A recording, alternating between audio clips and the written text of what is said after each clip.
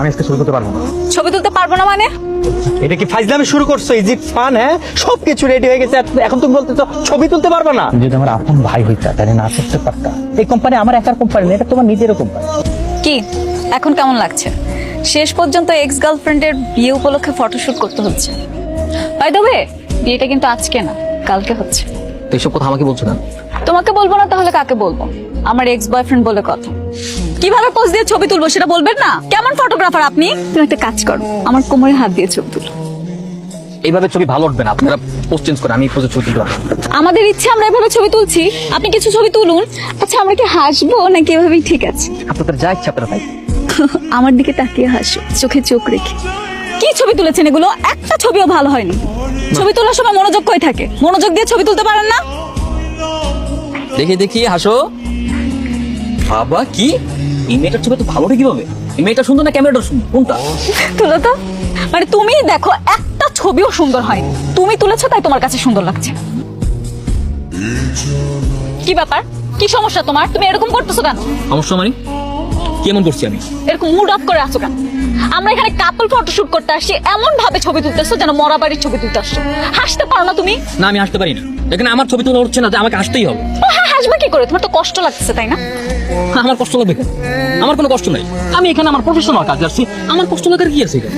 X গার্লফ্রেন্ডের বিয়ে ঠিক হয়ে গেছে, সে আরেকজনের সাথে ছবি তুলতেছে, তোমার তো কষ্ট লাগবে। এতই যখন কষ্ট লাগতেছে তাহলে ব্রেকআপ কেন করছি? মাইনা প্লিজ এখান থেকে যাও, শান্তি মতো নাস্তাটা করতে দাও। এই এই কি হচ্ছে সব? আপনারা পোস্ট চেঞ্জ করেন, আমি এই ধরনের নষ্ট ছবি তুলতে পারবো না। আশ্চর্য, আমার বউয়ের সাথে আমি কিভাবে ছবি তুলবো সেটা কি আমি তোমাকে জিজ্ঞেস করবো? তুমি আমাকে এই কথা বলার কে? বউ মানে? আপনাদেরকে এখনো বিয়ে হয়েছে যে এইভাবে ছবি তুলবেন? বিয়ের আগে এইভাবে ছবি তোলা যাবে না। আমাদের ইচ্ছে আমরা ছবি তুলবো, আপনার ছবি তোলার দায়িত্ব আপনি ছবি তুলুন। আপনাদের তো এখনো বিয়ে হয়নি, এমনও তো হতে পারে যে বিয়েটা হচ্ছে না, তখন এই ধরনের ছবি তোলা দায়ভার নেবে কে? কি অলক্ষণে কথা বলে?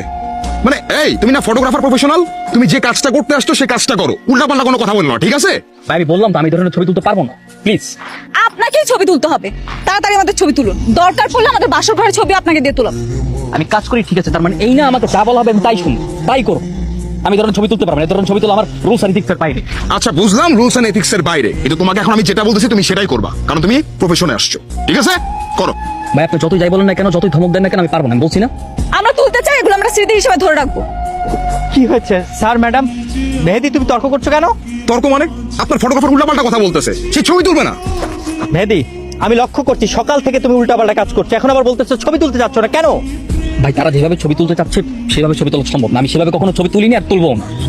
তুলনায় তুলবা, যেই কাজ কোনোদিন করো নাই সেটা তুমি আগ্রহ নিয়ে করবা, সেখানে তুমি বলতেছো তুমি ছবি তুলতে পারবা না।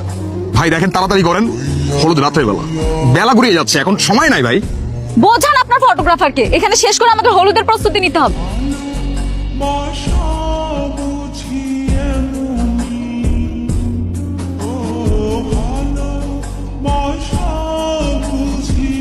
আমাদের বিয়ের সময় যখন গায়ে হলুদ হবে তখন কিন্তু আমরা অনেক মজা করবো। আমি হলুদ রঙের শাড়ি পরবো, সবাই আমাকে হলুদ মেখে দিবে, কত মজা হবে। ভাবতেই কেমন শান্তি লাগে। কিন্তু তুমি তো আমাকে দেখতে পারবে না। কেন কেন দেখতে পারবো না কেন?